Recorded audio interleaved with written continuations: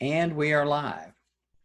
This is your Community Immunity Program by Dr. Wade Baskin. I'm a doctor of physical therapy with Physical Therapy and Balance Centers, and I'm here to help you with what to do during these coronavirus times. What is immunity? How do lifestyle concepts connect with your immune system? These are things that are not being talked about. Right now, we're currently doing social distancing, washing your hands, not touching your face, wearing masks. These are very external ways to protect yourself against the virus. But what about the actual immune system? What can we do now to strengthen your response to any type of invader? This information has become more important than ever at this time, so I'm glad to bring it to you. So let's get started.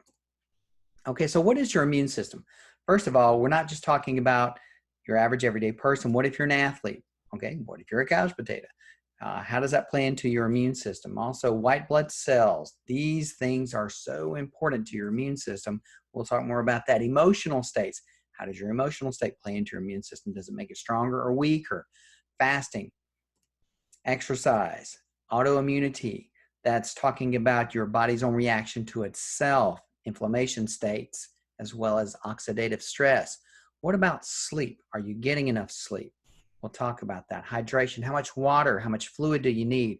What types of fluids are actually best to boost your immune system? Supplements. How many people do you know, probably including yourself, that as soon as something happens and they feel like they need to boost their immunity, they run to the supplement store and buy all the latest hyped up mushroom supplements, etc., to try to boost their immunity. We're going to talk about that. And these things can help, or they can also harm. Nutrition. What about your food? Which foods are good? Which foods are bad? The immune system itself, first of all, that is our ultimate line of defense. And we have two parts of it, really. We'll talk about the external part right now. That's your skin. That's what we're doing now. We're trying to protect these invaders from getting into our system. Skin, our mucous membranes, the nasal hairs, okay? And then you have the internal side. That's where your immunological cells are found, where you have two lines of defense. That first line of defense is where you have what are called the phagocytes. And that is where these types of cells go around and find and locate those invaders and try to exterminate them. And then you have these other cells called natural killer cells. That's that NKC right here, natural killer cells. And they attack those mutated cancer cells as well as virus cells. They try to. And then next, your second line of defense, boom, the T cells go. They receive the message from those phagocytes over here, and they start to eliminate those enemies. And they inform the B cells, which then produce antibodies, which then set up your immune response again. Like if you experience this problem again, that's where you develop immunity. So it's a fairly ingenious, amazing system where our body is set up to defend itself against these invisible invaders. And then we see how this works. The lymphatic system. This is so important in keeping the communication between all these aspects of keeping these cells moving throughout your blood, throughout your lymph. You have the lymph nodes here in your inguinal region. You have your axillary lymph nodes. You have your tonsils, your adenoids right here. Also the thymus gland, the Peyer's patches, and you have the all-important bone marrow. That's where these things are made. That's where your blood cells are made. And also over here, the types of blood cells that are responsible for immunity, the lymphocytes, monocytes. That's spelled wrong, but eosinophils, basophils, and supposed to say neutrophils. So platelets as well. That's all found from your marrow. So just to give you an overview of this is how your immune system works, okay? Now, the absolute number one most important thing we can do here is get good sleep. That's my top number one recommendation. That's when your body does tend to regenerate, recycle immune cells, regenerate and repair, as well as rejuvenate. Even in my therapy practice where we're working on states of inflammation and pain and where there's injury, we're always trying to get our patients, to try to get good sleep so you maximize your ability to repair and rejuvenate. God designed us in such a way where we need that.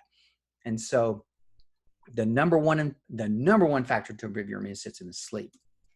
Next, Why sleep? Well, you've heard of melatonin, and this doesn't mean you need to go out and buy melatonin, but when you get good sleep, it actually boosts melatonin, which enhances your natural killer cells that we just discussed.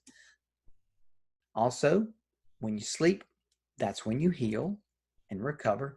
And if you tend to wake up at night, this could be a sign of hypoglycemia. And of course, this is where you're talking with your physician about these issues here.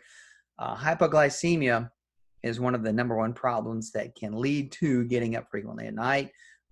People tend to eat more carbohydrate-based meals later in the evening, and that can create spikes in adrenaline, et cetera. And that is the body trying to look for fuel later at night to survive, to live, and that dump right there can actually reduce your blood sugar, causing you to have to wake up. Also, if you have to urinate, getting 7 to 9 hours of sleep.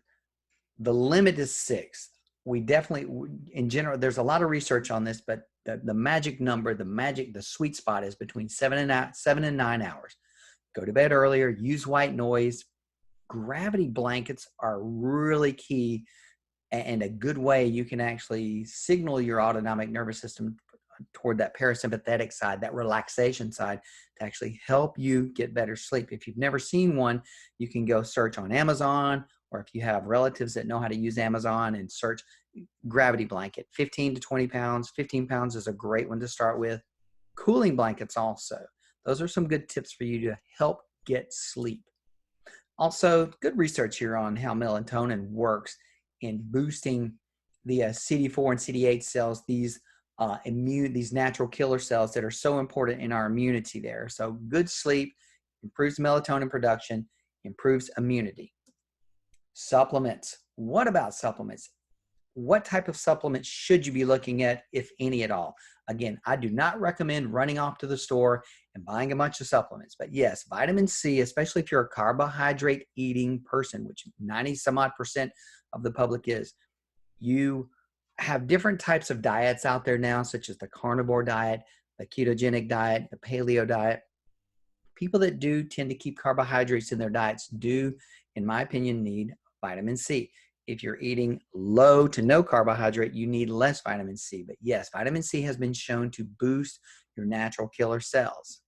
Also, making sure you get somewhere between 500 and 1,000 milligrams. The actual, per day, the actual way to determine how much vitamin C you need is you take it up to 1,000 milligrams, gradually increase it to your stools get loose, and then back off. That's your functional level of vitamin C. Always use your licensed healthcare practitioner before you do such things. Always go with your licensed healthcare practitioner. Your physician is very well trained in helping you decide which supplements, which medications will be best for you, okay? As far as which vitamins you should be looking at, because there's a ton of them out there, vitamin A, C, and D have the best evidence. Vitamin D has the most evidence. Vitamin D3 with K2 is my favorite formula. And if you're not getting enough sun, which nowadays it's not hard to do that, but if you're not getting enough sun, vitamin D3 with K2, it'll say D3 plus K2. That's a really good formula right there. Vitamin C and vitamin A. Vitamin A is crucial, especially for lung health, and we will talk more about that. Flavonoids. So, boy, do people really get into flavonoids. And flavonoids are foods we'll talk about. I don't recommend you go take a bunch of supplements with flavonoids. I recommend foods. We'll talk about that later. Careful with botanicals, running off and grabbing elderberry and all this stuff, trying to, enhance your immune system, herbal teas and whatnot. Look, you can actually push the threshold to where this becomes, you get into more of a reactive state, and you push your immune system toward the point where it's actually weaker. So I do not recommend running off doing a bunch of botanicals. However, if you must do something, if you just feel like you're going to have to go hippie and get really earthy here, echinacea is supported in some research, okay? So now let's talk about the lung barrier. That is where the coronavirus tends to attack most. Lung barrier health tends to depend on vitamin A, also high sulfur foods, to increase what's called glutathione. That's that master most powerful antioxidant. I don't recommend that you go out and take a bunch of glutathione. Glutathione is actually better produced internally when you eat foods that tend to have higher sulfur content. Um, Foods such as eggs, kale, let's see, onions. Some people don't do onions really well. Also garlic. So there you go, eggs and garlic, two of my favorites right there. So short chain fatty acids. Now, these are your higher fiber foods, and I do caution you about all of a sudden adding a bunch of fiber to your diet. So we do like to create a diversity of food. Really what this is leading up to is increasing the diversity of the gut bacteria. So we'll talk more about that more in the food section. But right now, you'll have some people that actually take a probiotic. And again, most of what's on the market is not something that I would recommend because it's not of a grade at which you can depend on. So right now, as far as what I would focus on, if you just feel like you have to take supplements, vitamin C, A, and D.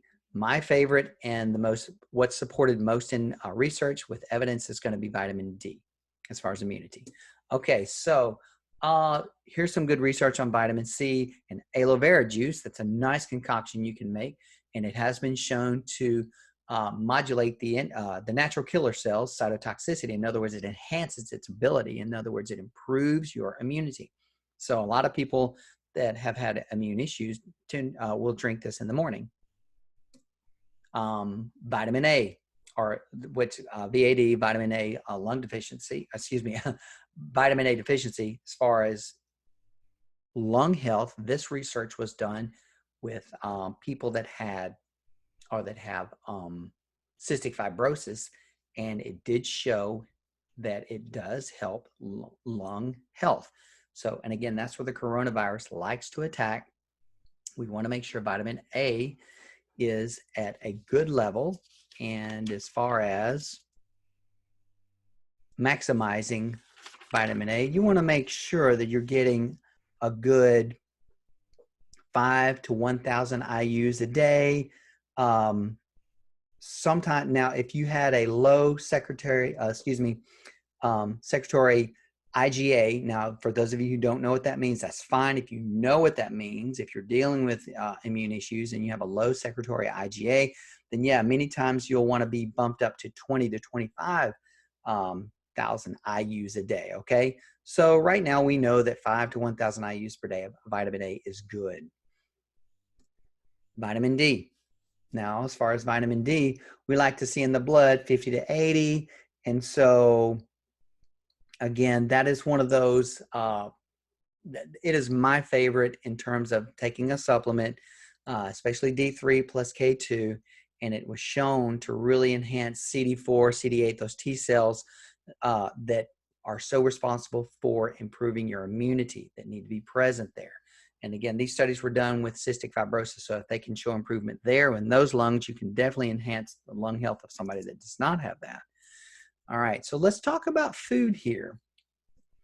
90% of the immune system is focused around the digestive system. So think about that. So 90% of your immunity really hinges on your digestive system. The number one thing I can tell you right now, other than sleep, is to avoid high sugary and high carbohydrate meals. We know that it's flat out for the next 2 to 4 hours after eating a high sugary or a high carbohydrate meal, it's going to shut off your NK, your natural killer cells right there. In other words, your immunity is lowered. So when somebody brings you those donuts, and again, this is the hardest time in the world to avoid those foods because yes, we are dealing with very stressful times and we move toward those comfort foods. When we eat carbohydrate, yes, we get that boost. It's not really blood sugar as much as it is a dopamine hit, serotonin levels. Our brain goes, thank you, I feel good now. And then that creates a cascade of events that causes cravings, addiction, etc. So again, the more we can avoid these, the stronger we can keep our immune system. The worst foods for your immune system right now, other than that, are the hydrogenated fats, simple sugars, that's carbohydrate, and your pro-inflammatory foods, leaning towards dairy, nightshade foods, things, and also when you're limiting all your fruits and your vegetables. Again, we don't like to limit those at this time. And again, this presentation is not really geared towards your carnivore dieters. This is for people who continue to eat a variety of foods and they're trying to figure out which foods are best. When we do an actual assessment on a specific individual, we do an elimination approach, and we're not going to be able to do that here in this short video about general immunity. I'm going to give you best practices in general that you can take and put into practice for yourself right now. Of course, if you want to get detailed, get genetic testing, etc., there are ways to do that. We can talk about that later. For right now, just know that you want to avoid hydrogenated fats, simple sugars, pro-inflammatory foods, and again, dairy, like pasteurized dairy, because we don't have access to raw that much anymore. Now, if you have raw aged cheese, that's typically fine. Eggs are fine unless you do have a reaction to them, and you would know if you do or not. You're not going to feel well after you eat the eggs. You can have some type of inflammatory, either gut or skin type reaction. So let's keep that in mind as we move forward here. Avoid meals that make you tired. If you feel groggy and tired and dragged down after you eat, there you go. That is not a good way to eat, okay? Also, what are you doing at home? Are you just sitting around and eating? What are you eating? Are you eating those comfort foods?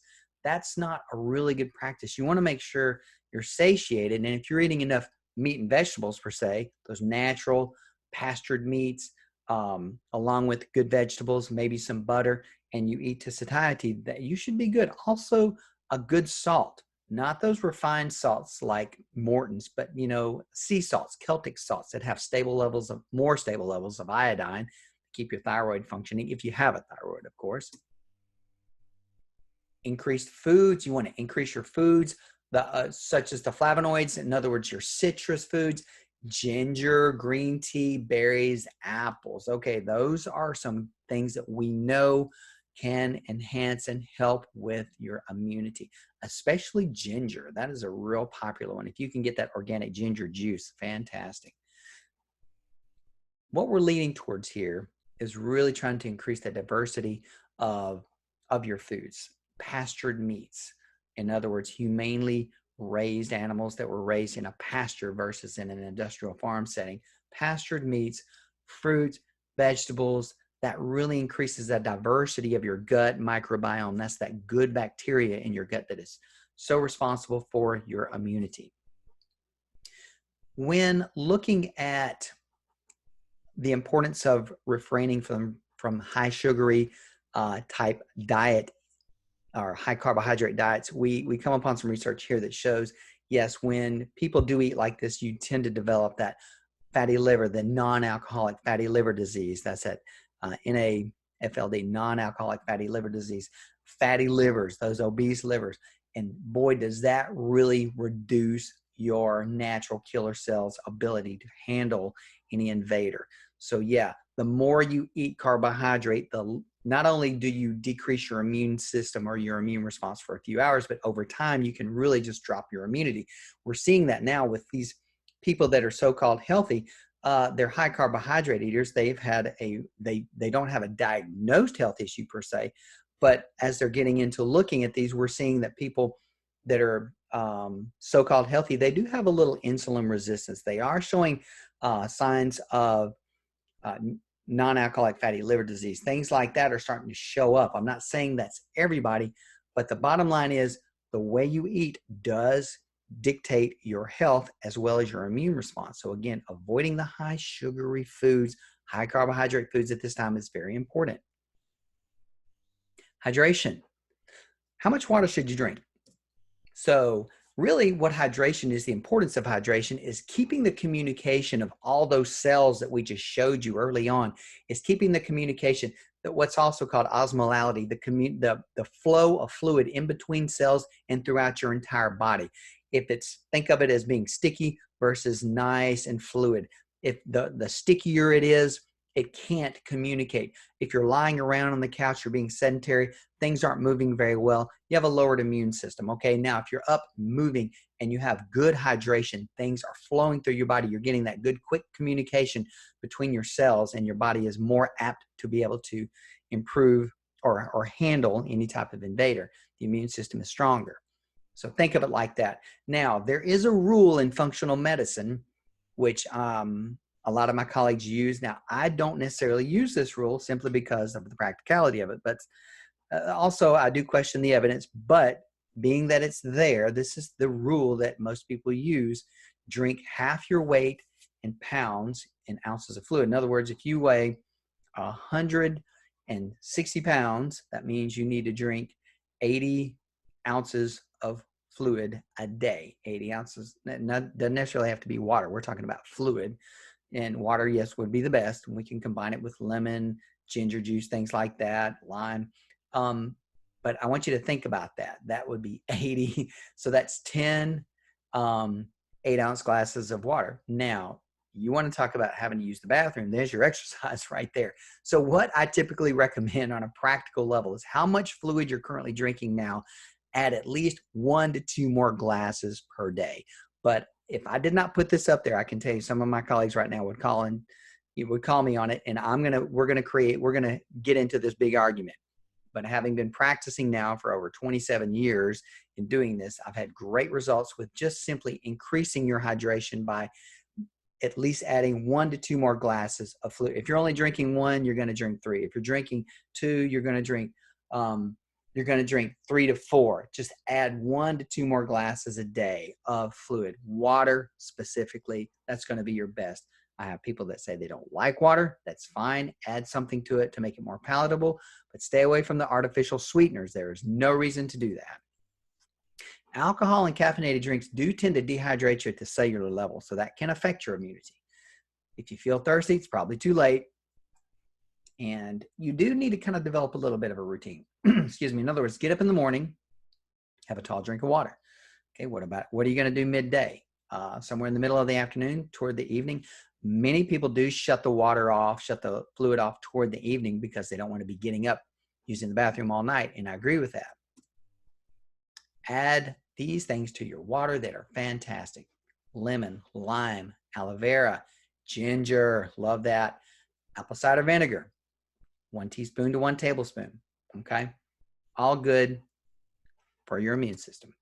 Fasting, for those of you who are educated on fasting, it is known that when you fast, that you can improve or you can strengthen your immune system. However, there are some cases where you do need to be cautious with this. Let's talk about it because it's actually good for some, but not for others. And yes, by and large, men tend to be better fasters than women as far as extended fasting, meaning more than 1 day without food. Yes, you do. Once you get into that 48 and 72 hours of no food, you are regenerating immune cells. We do know that. That does strengthen your immune system. However, if your sleep is compromised, then that in and of itself can cause a reduction in your immunity, possibly. Okay, so we don't like you to fast to create more stress on your system. We want you to fast to regenerate while feeling good. Some people are very good at fasting. People who have been on a ketogenic diet, people who have already been doing fasting strategies, intermittent fasting, they're already good at it. Okay. So we do know that when you fast, yes, your free radicals go down. Those are those scavengers. Those are those cells that cause damage. Your body's antioxidant levels go up. It does regenerate your immune system. And those with hypoglycemia, we do not recommend fasting. If you're taking any type of blood sugar lowering medication like metformin, no fasting unless you speak with your physician on coordinating it. To start, the best thing to do is compress your eating times, okay? Your feeding times. In other words, some people call this intermittent fasting. So right now, if you're eating, let's say at 8 o'clock, and then your last meal is at 7, you want to compress that. Maybe skip breakfast and eat at 11, and then your last meal at 6, okay? You're trying to create you want to keep your eating time. I always like to start with 8-hour feeding, 8 hour. In other words, however many meals you do, 2 to 3 meals in an 8-hour period, compress it to 6, and the ultimate is 4. We call that warrior fasting. And again, you should do this in coordination. If you're on any kind of medication, you need to use your physician to do this, okay? So as far as some good research on fasting, this is really what there's a ton of it out there now coming out, especially out of, there's a ton that's come out of Russia. They've been doing this for a long time. USC has been doing some great animal, now human studies. But anyway, if you just summarize it, this was a good study right here about fasting, and shows how fasting reduces the number of circulating monocytes in healthy humans and mice. Yeah. So fasting also reduces monocyte metabolic inflammatory activity. So yes, it does reduce inflammation. We do know that. We've actually seen that in some studies, in human studies, where yes, your C-reactive protein levels also go down. That's a good biomarker in terms of measuring inflammation. Hepatic, that's liver. Hepatic energy sensing regulates homeostatic monocyte numbers with CCL2 production. Fasting also improves inflammatory diseases without compromising antimicrobial activity. So this is one of my favorite areas in talking about fasting right here, because again, it is one of the most powerful ways to improve your immunity, but we don't want to do it to where it causes more stress on you. Okay, if you're eating a standard American diet, I would not recommend all of a sudden trying to knock out a 48-hour fast. I would recommend intermittent fasting, gradually compressing those eating times, like we talked about right here. Okay. I also, in the email that you'll get, I also have a link where you can join a fasting group where people are doing this right now. And these are people that just don't get sick anymore. They've become very good at fasting, and it's called Fasting Focused Lifestyle. And it's just a way to really enhance your diet as well as your fasting time, to where you're optimizing the way you feel, move, the way your energy levels, your sleep, everything, get your inflammation down. It's probably the most powerful approach we've ever used that doesn't involve taking any type of medication, supplements, etc. So let's talk about grounding. This is a relatively new science. There's good science around it. And I've cited one article here. There's more, but this is a real fascinating thing. Grounding is simply connecting your body to the ground. In other words, get barefooted, put your feet on the ground, let that earth current go through you. There are measurable effects that you can see regarding white blood cell count as well as pain. Inflammation goes down measurably when you do this. The research is showing right now somewhere between 2 and 20 minutes of grounding significantly improves not only pain but inflammation levels. Therein lies your immune improvement as well. So you can see that here. So this is the placebo.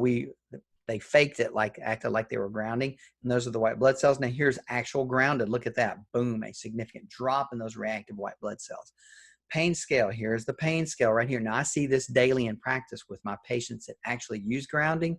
When they get their feet on the ground, their pain levels automatically go down, okay? And this was good research right here.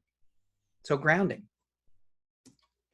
Exercise, let's talk about that. Should you be exercising? First of all, exercise really does a fantastic job in moving blood and lymph.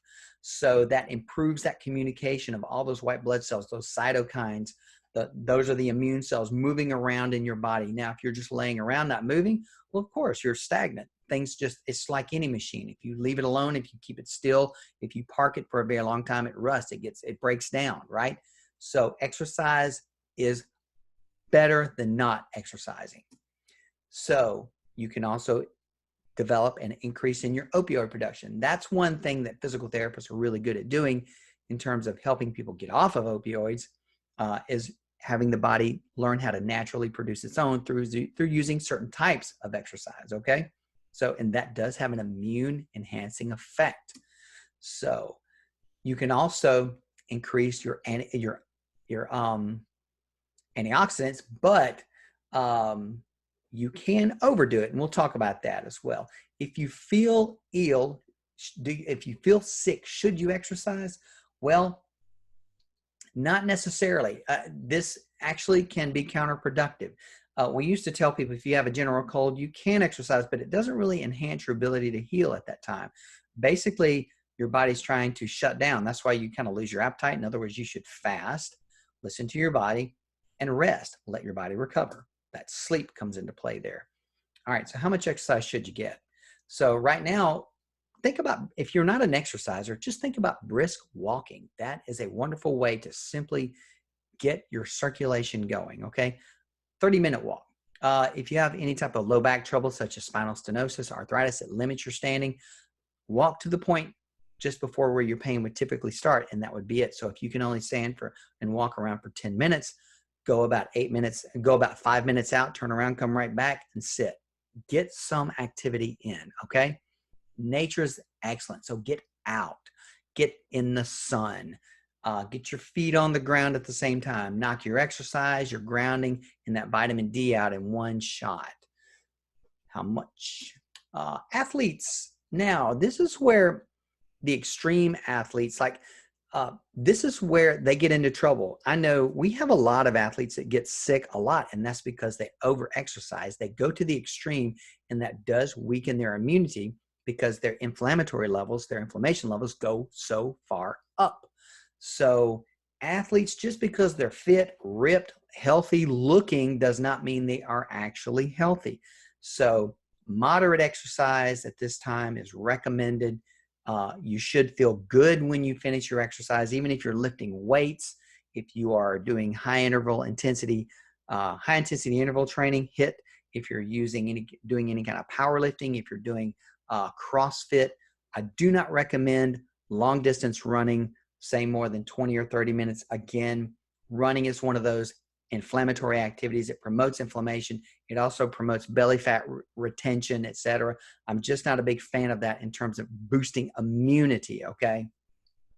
General exercise, moderate exercise, moving around 20 to 30 minutes, better than nothing. No extra stress. You don't want to be totally fatigued where you can barely move the next day. That's putting your body in a state of recovery where it's having to repair damage. And then if you get an infection, it's less able to handle that infection, or that invader, the coronavirus. So good link between physical activity and the body's immune system here. So here's some good highlights from this research from the Journal of Sport and Health Science. Yes, acute exercise is an immune system adjuvant that improves defense activity and metabolic health, okay? So data does support a clear inverse relationship between moderate exercise training and illness risk, okay? Like I said, moderate exercise training has an anti-inflammatory influence mediated through multiple pathways. It's not just one thing like increased circulation. There are so many cellular events that take place that really help immunity. Illness risk is increased in athletes during periods of intensified training and competition. Okay, that's why we don't like that intense training, really pushing it to the limit. No, not during a time when you're trying to boost your immune system. Increased carbohydrate and polyphenol intake are typically effective nutritional strategies for immune support. That's for people who are exercising consistently, okay? So yeah, you can eat some carbs and some polyphenols. I don't recommend that if you're just walking around though, okay? If you are training, sure, you can take in some natural carbohydrates, sweet potatoes, things like that, rice. I'm not talking about donuts here, okay? Habitual exercise improves immune regulation, delaying onset of age-related dysfunction. That's why people who do good exercise, stay very active, typically have those, they look younger. And then you have the opposite extreme of these strong men and these bodybuilders just leather up, and these people that stay in the sun too much, you know, this extreme stuff. Yeah, they look, you know, quite aged way before their time, and they have a lot of problems too. Advances in mass spectrometry, mass spectrometry technology will provide new insights on exercise immune responses. So I'm trying to keep this presentation less than a certain period of time, and my mouth is runneth over with blabbery here. Mass spectrometry. Okay, so that's going to be some really cool stuff.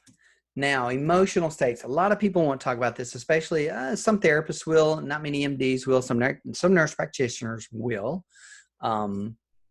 Fear, doubt, anxiety definitely have measurable negative effects on your immune system. And unfortunately, we're going through a period of time where there is a lot of fear, significant doubt, and a ton of anxiety. These are controllable states that you don't have to choose. You can literally choose to not be in them. It is hard. You may need some help. Okay. Stay away from the news channels. My gosh, you should not be watching news at all if you have anxiety or if you have any type of depression. Watching the news is only going to make that worse. Okay. You can watch Here's what you need to do is go to the CDC website and get your updates there. They update it frequently. If you really want to know what's going on about this coronavirus, go there. If you watch the news, it's going to scare you to death. It's going to send you over the edge. We're seeing right now, as I speak, there is a 49% increase in phone calls to psychologists and psychiatrists and the hotlines because of anxiety.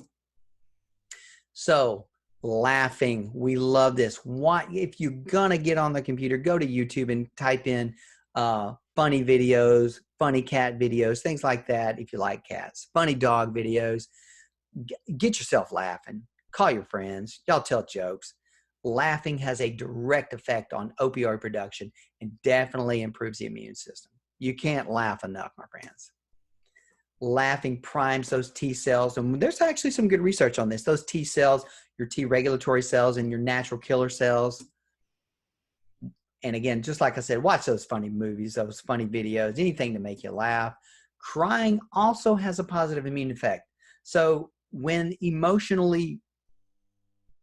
that pent up emotion and you're just trying to hold back that cry, no, let it out. So here's a good article on immune system and happiness, basically just showing, yes, the happier you are, the more you laugh, the better your immunity. Okay. And these were actually done regarding, they studied people with cancer, HIV, cardiovascular disease, and autoimmune disorders. Immune tolerance versus resilience. Basically what this is showing here is your normal immune response. Now, as things build up, triggers build up that create oxidative stress, you get into the state of autoimmunity. We normally have a certain amount of oxidative stress and inflammation that's normal to create those enzymatic reactions in our body that are essential for us to function properly. But when they get out of control and you start to respond to foods, the wrong foods, such as high sugary foods, high carbohydrate foods, and then chemicals, and then you start getting that reaction to yourself, autoimmunity. That's when we get into big time trouble. And then they want to put you on a bunch of powerful drugs that do not help your immunity. Autoimmunity and inflammation. So you can, in autoimmunity, people that have autoimmune issues can have either a high or a low white blood cell count. It's not one direction or the other. So keep that in mind. Autoimmunity is directly linked to inflammation and oxidative stress. So we're always trying to limit these or keep them in check into normal levels. So the first step is to look for those triggers and daily aggravators, the daily aggravators of inflammation. And we start with the gut microbiome by eating a diversity of foods, including those pastured meats, fruits, and vegetables, limiting those high sugary carbohydrates. Okay. Also getting good sleep, great hydration, moderate to low levels of exercise, keeping our emotional states in check. And in summary, my friends, this is going to be sent to you in an email. When you click the link below this video, it will take you to where you can enter your name, your email, and I'll send you a copy of this right here, the summary, the action steps you can take to improve your immunity. Sleep more. 7 to 9 hours optimal. Use white noise, gravity, blah, blah, blah. Got you there. Supplements. Which ones? Get outside. Get your bare feet on the ground. That's the grounding. Getting the sun. Foods. Which food should you eat? We're talking about humanely sourced pastured meats and a variety of fruits and vegetables for gut biome diversity. Stay away from the sugary, hydrogenated, canned, processed, and inflammatory foods. Stay well hydrated so that transport mechanism is fluid and has low viscosity so it communicates efficiently. And yeah, typically you need to avoid those caffeinated and alcoholic drinks. I know a lot of you drink coffee. You just want to keep it on the limit. You don't want to up your caffeine intake. If you can start to decrease it, that's even better. If you are fasting, start slowly and build up over time so you don't overstress your system. Don't fast to a point where you affect your sleep. Exercise is vital to boost antioxidant levels, and it moves your lymph and it boosts your immune system, but you don't need to overdo it. No intense exercise. So start easy so you feel energized afterwards. Your emotional state is very important for a healthy immune system. So you want to avoid negativity, especially negative people too, okay? Get them out of your life. Tell them go. Constant news. No, you want to avoid that. Anxiety and fear situations, and rather you want to embrace laughing and good feeling situations. If your immune tolerance is already compromised, then double up on everything above. So you click that link below in the description, and I can send you those actions. I'll also take to a page where you can enter, you'll enter your name, your email, and you'll get that information. Okay. So no worries on spam. I'm not going to send you such nonsense. This is simply my gift to you. It's the least I can do during these crazy times. So keep in mind, this too shall pass. It's been a pleasure being with you. I hope this has helped, and I look forward to seeing you in the next video.